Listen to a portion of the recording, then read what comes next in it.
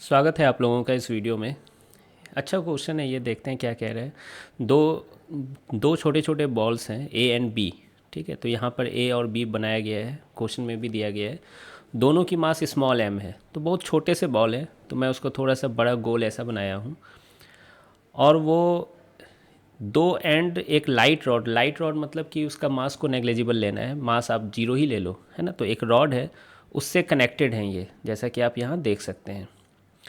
और ये system translate कर रही है फ्रिक्शन लेस हॉरिजॉन्टल सरफेस पे। तो जिस सरफेस पे ये सोई हुई है ऐसे करके, वो हॉरिजॉन्टल सरफेस है और वो फ्रिक्शन लेस है, तो वो ट्रांसलेट कर रही है, मतलब सीधा जा रही है बिना मुड़े हुए। तो ऐसे वी नॉट स्पीड से सीधा जा रही है। सामने एक पार्टिकल रखा हुआ था पी। ठीक है, तो एक पार्टिकल पी है जिसका मास एम ही है, वो सामने रखा हुआ था और ए उससे टकराती है।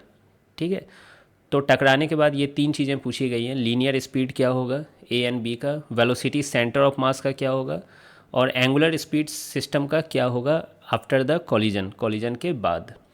अब यहाँ देखिए एक हिंट दे दिया गया है, the light rod will exert a force on the ball be only along its length. ठीक है, ये बहुत बड़ा हिंट है। ऐसे मान लीजिए कि अगर आप ये हिंट नहीं दिया जाता तो भी सॉल्व हो जाता है क्वेश्चन, लेकिन थोड़ा ज़्यादा इक्वेशंस बनाने पड़ते हैं, जो कि मैं बनाऊंगा अभी वो सारे इक्वेशंस। लेकिन इस हिंट से चीज़ें देखिए किस कदर आसान हो जाती है। ठीक है, लेकिन आप ये उम्मीद मत रखिएगा कि हर क्वेश्चन में ये हिंट दिया जाएगा, यहाँ दिया गया है इसलिए यूज कर रहा हूँ मैं।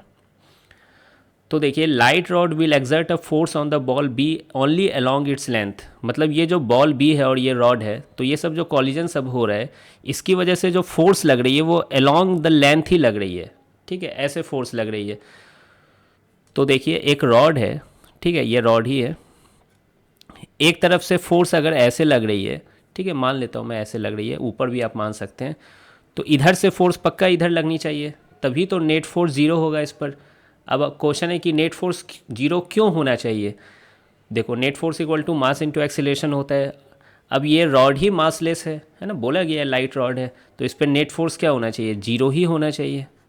ठीक है, उसी तरीके से नेट टॉर्क भी क्या होता है, मास पर डिपेंड करता है, ये मोमेंट ऑफ इनर्शिया आती है, तो मोमेंट ऑफ इनर्शिया भी जीरो लेना है हम लोगों को, तो नेट टॉर्क भी जीरो है। ठीक है, तो फोर्स ऐसे लग रही है और ऐसे लग रही है, तो ये होना ही है यहाँ पर। ठीक है, तो अगर मान लीजिए कि इस बॉल पे, है ना, फोर्स इधर लग रही है और ये वी नॉट स्पीड से जा रही है और ये इससे टकराया, और टकराने के बाद भी फोर्स इसी डायरेक्शन में लग रही है, इस डायरेक्शन में कोई फोर्स नहीं आया, तो क्या इसका मोमेंटम चेंज हो सकता है? अगर मैं सिर्फ इस स्मॉल एम के पार्टिकल को देखूं तो नहीं चेंज हो सकता। तो इसकी वेलोसिटी फाइनली क्या रह जाएगी, वी नॉट ही रह जाएगी, सिंपल। ठीक उसी तरीके से यहाँ पर भी फोर्स ऐसे लग रही है ना। ये दोनों जब आपस में टकराते हैं तो ये राइट साइड जा रहा है और ये रुका हुआ है, और इन इलास्टिक कॉलिजन है, मोमेंटम कंजर्व कर ही सकते हो, है ना, एक्स डायरेक्शन में मोमेंटम कंजर्व कर लेना है यहाँ पर, है ना, क्योंकि जो फोर्स लग रही है वो तो वाई डायरेक्शन में है, तो वाई डायरेक्शन की चीज़ एक्स डायरेक्शन को प्रभावित नहीं कर सकती है। तो आप यहाँ पर देखना m v not plus zero equal to 2m into final velocity. तो फाइनल वेलोसिटी कितनी आ गई, वी नॉट बाई टू। तो देखिए इस सिस्टम की final velocity v not by two हो गई। ठीक, कितना आसानी से आंसर आता जा रहा है। फिर एक चीज़ पूछा गया था कि एंगुलर स्पीड क्या होगी इस सिस्टम की, तो वो आप सर्कुलर मोशन में पढ़े होगे, है ना, v perpendicular relative by r, ये आप पढ़े होगे, है ना। अगर जेई की प्रिपरेशन कर रहे हो, सर्कुलर मोशन में पढ़ाया जाता है स्टार्टिंग में ही, जब ये एंगुलर स्पीड को इंट्रोड्यूस किया जाता है उस टाइम। ठीक है, एक और दूसरा तरीके से मैं प्रूव भी कर सकता हूँ, लेकिन उतना अभी टाइम नहीं है। तो वी परपेंडिकुलर रिलेटिव, है ना, दोनों सेम डायरेक्शन में जा रहे हैं, तो रिलेटिव वेलोसिटी क्या हो जाएगी, घट जाएगी, v naught minus v not by two. और आर का मतलब होता है दोनों के बीच की परपेंडिकुलर डिस्टेंस, तो वो कितनी है, एल है। तो यहाँ से कितना आ गया, v not by two l. ठीक उसी तरह से आप सेंटर ऑफ मास की वेलोसिटी भी निकाल सकते थे, है ना, जो कि अभी मैं दूसरे मेथड से निकालूंगा भी। सेंटर ऑफ मास की velocity M one V one plus M two V two by M one plus M two. ठीक है, साफ दिख रहा है, M one V one M into V not plus two M into V not by two, है ना, by three M. तो ये आ जाएगा two V not by three आ जाएगा। ठीक है, तो ये इस तरीके से आप निकाल सकते थे, लेकिन ये हिंट देने की यहाँ कोई ज़्यादा ज़रूरत थी नहीं। हम लोग अब बेसिक मेथड से चलते हैं कि कैसे सॉल्व करना चाहिए अगर ये हिंट ना दिया जाता तो।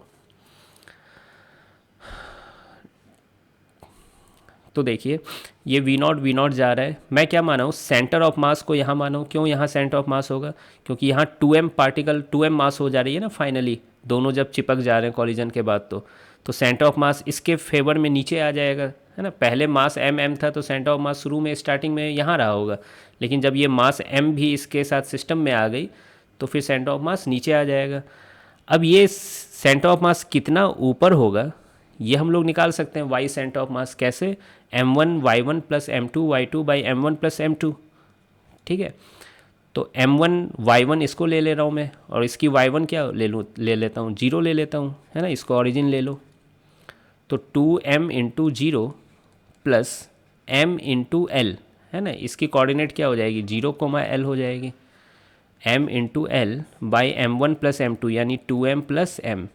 तो इससे कितना आ जा रहा है, ये l/3 आ जा रहा है। तो ये l/3 है, तो ये ऑब्वियसली क्या हो गया, 2l/3 हो गया ऊपर में, ठीक है। तो पहले ये निकाल लिए। पहला चीज़ पूछा गया linear speeds of the balls A and B after the collision, है ना। तो मैं सोच रहा हूँ क्या सेंटर ऑफ मास की वेलोसिटी निकाल लूँ पहले, है ना, वो भी तो चाहिए ही। तो उसके लिए क्या करना चाहिए, initial momentum equal to final momentum पूरे सिस्टम की। उसमें ये छोटा सा बॉल ए है, छोटा सा बॉल बी है, और ये छोटा सा पार्टिकल पी, तीनों का सिस्टम है, और रॉड भी है ऑब्वियसली। इन तीनों पे नेट फोर्स एक्सटर्नल 0 है, तो initial momentum will be equal to final momentum. अब देखिए इनिशियल मोमेंटम क्या है, यही दोनों के पास वेलोसिटी है ना, ये इनिशियल डायग्राम है और ये फाइनल डायग्राम है। तो mv0 प्लस mv0 पार्टिकल की तो 0 है, इक्वल टू, है ना, फाइनल मोमेंटम आप एक बार में लिख सकते हो mass into velocity of centre of mass, total mass into velocity of centre of मास। तो टोटल मास कितना है, 3m है ना, पूरा मतलब सारा मास को यहाँ केंद्रित माना जा सकता है ना सेंटर ऑफ मास पर, और वेलोसिटी ऑफ सेंटर ऑफ मास को vc लिया गया है। तो vc की वैल्यू कितनी आ जा रही है, 2v0/3। तो आई होप कि ये सेंटर ऑफ मास समझ में आ गया। अब निकाल लेते हैं एंगुलर स्पीड। अब एंगुलर स्पीड कैसे निकाल लें, तो देखिए नेट टॉर्क भी 0 है अबाउट c अगर देखा जाए, है ना, तो नेट टॉर्क 0 एक्सटर्नल, तो आप एंगुलर मोमेंटम भी कंजर्व कर सकते थे, L initial equal to L final. अब देखिए L इनिशियल कैसे लिखेंगे, ये इनिशियल है और ये फाइनल है ना, ये इनिशियल है सिस्टम और ये फाइनल सिस्टम है।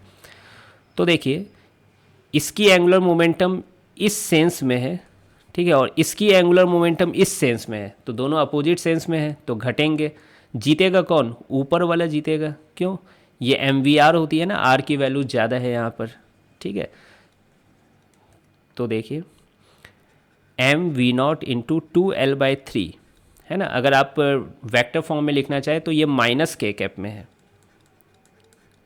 है ना, माइनस के कैप अंदर के डायरेक्शन में, स्क्रीन के अंदर के डायरेक्शन में, और इसकी वजह से mvr r की वैल्यू l/3 हो जाएगी। तो mv0 l/3 plus k cap equal to I omega, है ना, I omega. Centre of mass के अबाउट अगर कर रहे हैं तो सेंटर ऑफ मास के about angular momentum I omega होता है, आई पूरे सिस्टम का होगा। अब पूरे सिस्टम का आई कैसे लिखा जाता है, तो देखिए लाइट रॉड का तो लिखना ही नहीं है, इस छोटे से पार्टिकल का mr² होगा, इसका भी mr² होगा, बस वही कर रहा हूँ मैं, m इंटू 2l/3 का whole square plus m into l/3 का होल स्क्वायर, ये आई लिख दिया और ये ओमेगा। आप डायरेक्शन देख सकते हो इस सेंस से, ये भी अंदर में आ रहा है, माइनस के कैप में आ रहा है, राइट हैंड थंब रूल का यूज कीजिए। अब इसको सॉल्व करना है ना, तो ऐसा कर रहा हूँ मैं, माइनस से मल्टीप्लाई कर देता हूँ ताकि इसको प्लस ले लूँ और इसको माइनस ले लूँ। तो ये हो जाएगा 2mv0 l/3 और ये हो जाएगा माइनस mv0 l/3।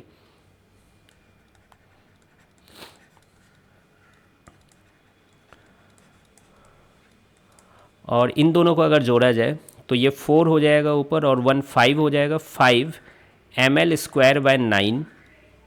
एक सेकंड, 5 सही जा रहा है क्या, अच्छा यहाँ एक चीज़ मिस्टेक हुआ है, जब आप मोमेंट ऑफ इनर्शिया लिख रहे थे तो इसका m इंटू 2l/3 का होल स्क्वायर होगा, लेकिन यहाँ तो 2m मास है तो 2m इंटू l/3 का होल स्क्वायर होगा, है ना, mr²। तो अब फिर से देखते हैं, तो ये 6 हो जाएगा। अब यहाँ से आप ओमेगा निकालिए इसको सॉल्व करके, तो ये आ रहा है, ये कट जाएगा तो v naught m v naught l by 3 बचेगा, एम कट जाएगा, एल नीचे आ जाएगा, 3 से ये 3 कट गया, हाँ ये आ जा रहा है वी नॉट बाई 2L। आप एक बार सॉल्व कर लेना, ये आ जा रहा है वी नॉट बाई 2L। तो यही आंसर है। अब एक फाइनल जो चीज़ पूछी गई है यहाँ पर, linear speeds of ball A and B after the collision, है ना, ए और बी का लीनियर स्पीड क्या होगा। तो देखिए आप पढ़े होंगे कि ये वाला फॉर्मूला आप देख सकते हो, velocity of particle with respect to centre of mass plus velocity of centre of mass. Pure rolling motion सब में ये सब बहुत ज़्यादा यूज किया जाता है। मतलब अगर सेंटर ऑफ मास वीसी से जा रही है और ओमेगा से घूम रही है तो इसकी स्पीड कैसे लिखोगे, है ना। तो देखिए इसकी ओमेगा की वजह से सेंटर ऑफ मास के रिस्पेक्ट में ये ओमेगा इंटू 2L/3 आ जाएगा, और याद है सेंटर ऑफ मास की स्पीड जोड़ दी जाती है। उसी तरीके से यहाँ पर सेंटर ऑफ मास के रिस्पेक्ट में इधर आ जाएगा ओमेगा इंटू L/3, और सेंटर ऑफ मास की स्पीड तो इधर है, ठीक है, डायरेक्शन वाइज। तो ये घट जाएंगे और ये जुड़ जाएंगे, तो उसी चीज़ को मैं यहाँ पे लिखने वाला हूँ। वेलोसिटी ऑफ ए क्या हो जाएगा, VCM माइनस ओमेगा L/3, है ना। नीचे वाले देखिए VCM आगे है, ओमेगा L/3 पीछे है। VCM की वैल्यू 2V0/3 है, और ओमेगा L की वैल्यू V0/2 है, और ओमेगा L/3 की वैल्यू V0/6 हो जाएगी। फिर एलसीएम ले लीजिए तो ये 4 हो जाएगा, 4 - 1 3 हो जाएगा, V0/2 आ जाएगा ये। उसी तरीके से वेलोसिटी ऑफ बी, ये तो सीधा ही ये जुड़ रहा है, ये ओमेगा इंटू 2L/3 और प्लस VC है। अगेन VC की वैल्यू 2V0/3 है, प्लस ओमेगा L/3 की वैल्यू V0/6 थी, तो 2 ओमेगा L/3 की वैल्यू ऑब्वियसली V0/3 हो जाएगा। इन दोनों को जोड़िए तो ये V0 ही आ रही है।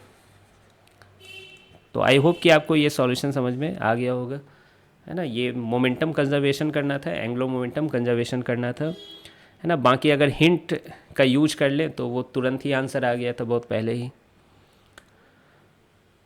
तो मिलते हैं फिर नेक्स्ट वीडियो में।